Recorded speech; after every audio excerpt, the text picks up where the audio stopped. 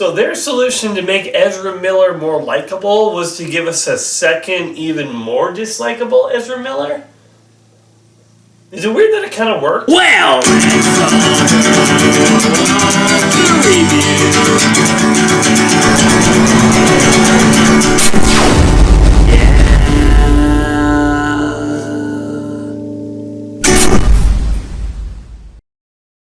Hey everybody, how's it going? I am Laser Dude. Welcome to another review. Today we're reviewing The Flash. Now this movie, even before I saw it, I kind of had a little bit of a roller coaster of emotions with it. You know, I heard all this stuff about Ezra Miller and what a terrible dickweed he is, and I'm just like, yeah, that doesn't really make me really excited for it. And then when on reflection of my watch of, Justice League, I was like, there were a lot of things that did bother me with Ezra Miller's performance as Barry Allen. He seemed a little bit more like a pathetic loner, that nobody would even talk to him ever, and he seemed a little bit too, a little bit too much of a socially awkward nerd. You know, he didn't have any confidence to him absolutely at all. And so, I thought he was funny, but I guess it was also around the time where the Flash TV show was out, and I was really enjoying that. And there was a pet peeve that I really had of his running, and this was a thing that I think they did better in this movie, but there is still a little weird. Like in the Justice League movie, he was running like a kid who can't keep up to his older brother. Wait up! Wait up! This one is a little different with the running. Like, he kind of has like this smooth, like, back and forth sort of thing that he's going for. But it is a little weird. But at least, I will say, there's a scene where we see him super speed from one city to Gotham City. And I actually really, really like that scene. I've heard people complain about the special effects, and I won't try to go too much on what I've heard other people say, just because, I want to give you my unaltered opinion. And but I know that scene where he is like going from one side to the other. I've heard people complain that the CGI looks weird. I actually think it looks really interesting for interpretation of super speed, Like, I've heard people say, well, it looks like you're going in a straight line. He's like, yeah, but it's super speed. It's going fast. And to him, everything would be perceived as a straight line. Even a little curve wouldn't really, I don't know, I had no problem with it. And later in the film, where we get the time stuff, where he's, like, going on basically their version of the cosmic treadmill, even though he's not on a treadmill, when we see, like, the whole world around him switching back, I thought that was really cool. Like, where we see, like, a bunch of different time things, like, going around him and swirling around him. I thought that was really, really cool, and I really enjoyed that. Like, I thought that was a really great visualization of him going back in time using the Speed Force to do it. But going back to what I was saying before, like, so all that was happening, and I wasn't really all that hyped for this film. And then James Gunn comes on and says, this guy's making the Flash movie, which is, in my opinion, one of the best superhero movies of all time. And I'm like, really? Well, I mean, you're trying to hype up your new universe stuff, so of course you're going to say something like that, James Gunn, especially with all the controversy going on. And then Stephen King said, this is one of the greatest movies of all time. I'm like, well, I mean, it's not that I'm like a big Stephen King fan or anything, but he's a literary author, so maybe there's something there. And so I was actually getting a little hyped for the film. I thought maybe this is one of these like Puss in Boots: The Last Wish type story. Somebody takes something that nobody really expected them to do much with what they had, and they gave us a really, really great story. And after all of that, after all the controversy, after all the hype, the movie's okay. Yeah, it's kind of anticlimactic. It's okay. There are some parts of the movie I actually really, really like. There's some parts of the movie I actually really, really don't like. But overall, as a whole, it's just kind of okay. Let's just go to like to don't like, back and forth. Something I like the actress who plays Kara. Yeah, I mean, there's been a lot of talks about her coming back maybe in the DC universe going forward as Supergirl, and I'm all for it. I wish, this is a personal preference, I wish she was more blonde, mostly because the character is blonde in the comics, and I would really have enjoyed that. I also would have liked it if she came a different way. Not that they've done it yet, but I think in Young Justice, they implied that the way Kara, I think they were setting up in the next season that Supergirl was going to be coming. I think they set up that her parents sent her to the Phantom Zone as a last resort because, Krypton was being destroyed. I always thought it was a little convenient, so you had two different rockets that also were sent to Earth that were just big enough for your kids and not you. It seems a little convenient. But I always liked, if you change it up and say, hey, Kara came to Earth a different way. But anyway, I liked her performance. I liked her version of the character who is looking for Kal-El because she wants to protect him. I think she did that very well. I liked her struggles with, do I look after the humans who have imprisoned me and everything and all that. And then I like all of that. All that stuff with her I think is really good. And if she was the new Supergirl moving forward, I would have no problem with it. But could you at least, dye her hair so she's a dirty blonde or something like me, like my hair color? I mean, just stuff like that. It's like, I want characters to reflect the ones in the comics, and when they hair color, even though it's something small like that, when they hair color to the match, it drives me nuts. One of the things I don't really like about the movie is that the twists are very predictable. It's like I didn't really care for like there was a dramatic reveal at the end, and I'm just like I figured that out a long time ago. I didn't know how we got this character from this point to this point, but I figured Bro, the fight scenes are actually really good. I think they have a lot of punch to them, a lot of, straight up good, fun action. There's a few scenes, though, where, people are shooting at Kryptonians with guns, and I'm just like, why even bother? You're flipping not gonna do anything to them. You're not. This isn't something where it's just we shoot them enough, they're gonna feel it. This is coming up to flipping Dwayne "The Rock" Johnson and shooting spitballs at him. I'm gonna take him down. He'll fall eventually. He'll be oh shoot. It just doesn't work. You're not gonna do anything to flip it by just shooting spitballs at him. Just run. If if their Kryptonians coming at you with all their superpowers and you have just a gun, you might as well throw the gun at them. It'll do the same amount of damage. But I guess for the scene where they're fighting Supergirl, they don't want her to just be massacring or beating the crap out of people while they're running. So at least if they're shooting at her, it's self-defense. But if you're Kryptonian, it's not really self-defense. The other thing I like, though, they treat this movie very seriously. This isn't just a movie where the good guys win and everything happens and turns out okay. I do like how they handled the movie and how they really, how mature the themes are in this movie. I actually find it interesting that this movie has the complete opposite take of the Spider-Verse, Across the Spider-Verse. Think about it. Both of them are in order to save the world, something terrible needs to happen. But in Spider-Verse, they're no, I'm not going to let that happen. One life is just as important as a whole universe, sort of thing. And in this one, Flash realizes, no, one life isn't as important as this whole universe. I need to do this thing to make sure that the universe doesn't die. It's funny how, these movies literally have conflicting messages with each other. Their themes are literally polar opposites, and that's what I find interesting. One thing that I do like, Michael Keaton as Batman, he does a pretty good job for what he is. He does feel a little out of place, I will say.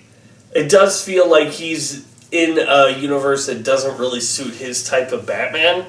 But I mean, for what he is, I love Michael Keaton. He's my favorite actor now. I like everything he's in. I always just love his performances, and I think that him in the movie, he gets to do cool Batman stuff, and I enjoy it. I like it.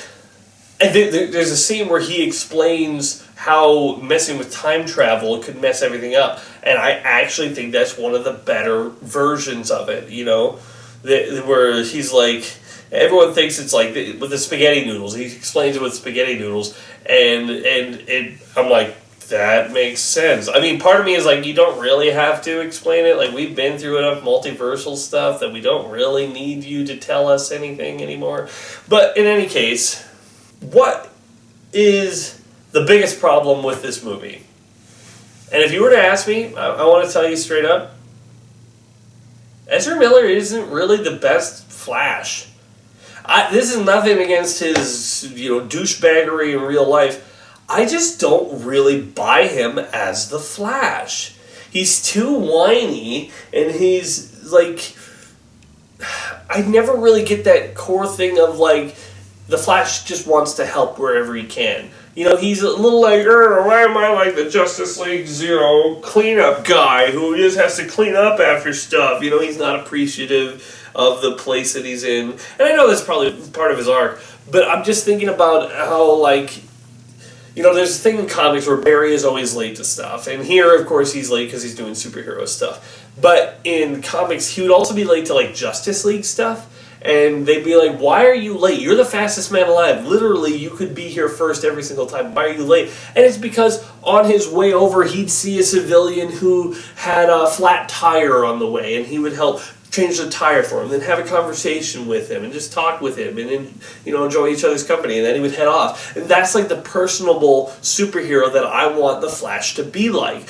And I never really get that from him. He's always so nervous, and he's always so... And then when he's, finally interacting with his younger self and everything, we actually get some good scenes with him. I don't want to say he's nothing like the Flash. We get some good scenes of him trying to explain how to use the Speed Force and stuff. Like, people are saying stuff like, oh, you put a baby in a microwave. Look, that scene, I don't know what to feel about that scene. I feel like if this scene was a cartoon, everyone would be fine with it. But I feel like since this is live action, it feels like you're playing it for a joke. And I'm like, real flippin' babies are in peril here, guys. Stop wasting time with this kooky stuff. Like, I should feel like this is such a terrible, terrible thing, and then it's just like, if I could save time in a bottle. It's like, it's playing it for fun.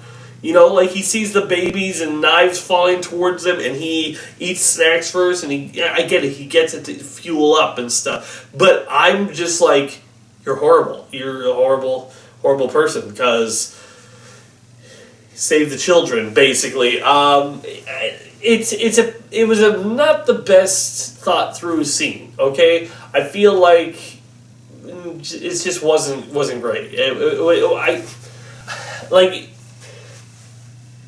don't know if it's. I don't know. I just feel like that was like that wasn't thought through. If it was people falling and stuff, I feel like I wouldn't have felt as bad. But since it was a bunch of flippin' babies and stuff, it felt like he wasn't taking it seriously. Anyways, now I will say that I'm kind of conflicted on the emotional scenes in this movie. There's a few times where we get to really feel for his character, and I feel like the whole movie hinges on you buying into him being emotionally invested in these scenes. And I'm not saying he does a bad job. He does a good job. There's a couple of really good moments, and I think that he's okay. I don't want to say that he's terrible as the Barry Allen here. He just doesn't feel like what I want my version of the Flash to be like. And that might be personal. It might be his personal life encroaching in on the character, and I can't separate the two. His running, while not as all over the place like it was in Justice League, still feels a little off. But I get what they didn't want to do with Grant Gustin did with the overtime, and I get they wanted to make it seem more fluid and more cool and stuff. But, I mean, I don't know, I feel like Quicksilver in the X-Men movies made it work a long time ago, and that was, from 2014. So, yeah, I feel like they could have done it in a different way. Not to say that I hate a lot of people are complaining about the visual effects. I found them, at the very least, if I don't buy that the CGI is real, I want to find them interesting. And that's what I did. I did find them interesting. And, okay, let's get on to... I want to talk about something, but I can't without talking about the spoilers, so... One moment. I'm giving The Flash a... 6.5 out of 10. It's pretty good. I think it's fine. I think that this movie, a lot of people are hating it, but I think it's a lot has to do with the actor, Ezra Miller. I really don't feel like it's a terrible movie. I do think they handled some of the elements of time travel and multiversal stuff better than a few movies. Not better than Across the Spider-Verse, obviously. But I do find its characters are at least interesting enough, and I like them enough, and I like how they integrate themselves in the DC universe at the time. I find that's pretty interesting, and I would like to see where they go with that. But in terms of like how the rest of the movie turned out, meh. The reason I don't want to give it a 7 out of 10 is because I don't really have a huge desire to see this movie again. I was just like, it was what it was, and I enjoyed it for what it was, but I don't really have any big need or desire to get this on DVD as soon as it comes out or something. Not that I wouldn't watch it again if I was with somebody who did want to watch it again.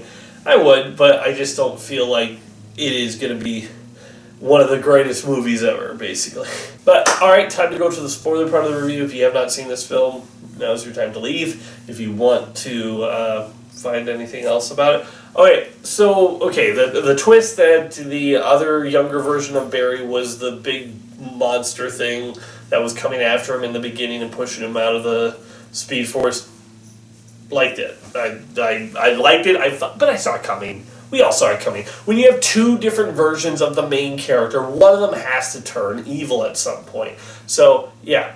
But the scene that I really wanted to talk about is, of course, this thing that's drawing a whole lot of controversy, and that is the different versions of superheroes from actors who have passed away being put into this movie. Now, for one thing, first though, I just want to say the Nicolas Cage fighting a giant spider bit made me felt spoken to as a fan. You know, unless you are someone who heard Kevin Smith talk about this exact story about this guy who wanted a giant spider in a Superman movie, it's not like the most well-known bit of all time. And to put that scene, and the scene actually looked pretty cool. I kind of wanted to see how that played out. To see that scene in the movie, and Nicolas Cage, who almost played Superman from Tim Burton time when he almost directed a Superman movie. I mean, it was like, that was like fandom, that was like, what's the word I'm looking for? That was like fan service at its finest. I've never seen a finer fan service. But then we got the controversy of using like Christopher Reeve's image and George Reeves' image, and at first I thought, like, well, it's not like Christopher Reeves would really care. It's not like he'd be like, how dare you? I hate that Superman character or anything like that. So I thought, hey, he'd be fine with it. But then somebody made the point, is like, but George Reeves did not like Superman because he was then typecast as him and never could find work as anything else. And I'm like, that's actually a good point. At that point, I was like, maybe they should have taken, sometimes you get to the point where it's just like, who can you actually ask, if you are doing a Star Wars movie and you need a quick scene with Princess Leia, can you CGI, Princess Leia in the movie? Well, you could ask her daughter if to have that permission to do so and give her final say on that sort of thing.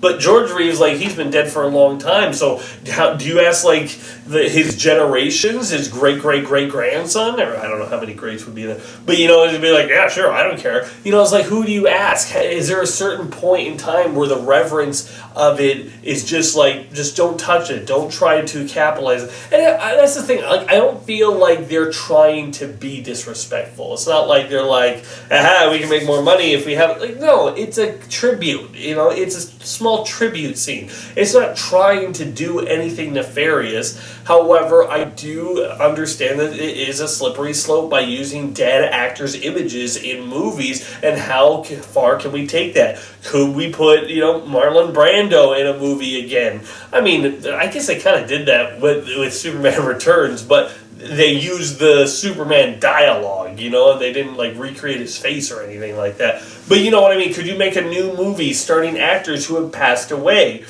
Could you make, I don't know, Bridge Under the River Kwai 2 with, the return of Alec Guinness, something like that. Could you do something like that? It's like, I don't know. Is that possible, and would that be morally wrong to do? They could have had Brandon Routh in there for a second. They could have had Christian Bale in there for a second. There's other universes they could have used with living actors that they didn't have to resurrect actors from the dead past. I understand that, and I totally get that. So, I get the issue. It doesn't bother me as much, but I can understand the concern of it. It's not something that, as personally, as I say, it doesn't bother me. I was just excited when I saw those things. I was like, yeah, that's great. Oh, that's fantastic. It's funny, because if you did this in comics, nobody would bat an eye, right? Like, if you did a thing where there was a big multi-universe event happening, and you quickly cut over to one universe, and there was a drawing of Christopher Reeves right there, and George Reeves in another universe, and they were just drawings and playing homage to it, that's fine, but as soon as you put it into a CGI version of it, now that's not. It's like, I wonder, how much can a homage go to, but then it's a slippery slope. Anyway, I'm done talking about that. The movie is okay. It's good. I wouldn't put it as what James Gunn says one of the greatest superhero movies of all time. But you know what? I enjoyed it, and I hear that this director, is going to be going on to direct the new Batman movie, Brave and the Bold, and you know what? I'm excited for that. I feel like, given the circumstances, he will probably do a really good job. This was a well-directed superhero movie. I think that the sets and the action and the all that was just really, really good, and so I'm not upset about that. So, yeah, I think the movie is pretty good. It's not like the best, but it's fine. And I think we can just let it be that. I don't think we need to boycott it. I mean, just because there's one douchebag in it, I don't let who's in a movie actually affect me on watching it or not. There could be a person that I really don't agree with politically, and then I don't care, because they're actors in a movie. So I do understand that it's a little bit different with Ezra Miller, but it doesn't personally affect me because, and I don't know, it just doesn't. In any case, that's all I have to say. Thanks for watching. I'm Lazy. Bye. Be sure to check out some of these other videos on my channel, and wait for more coming soon.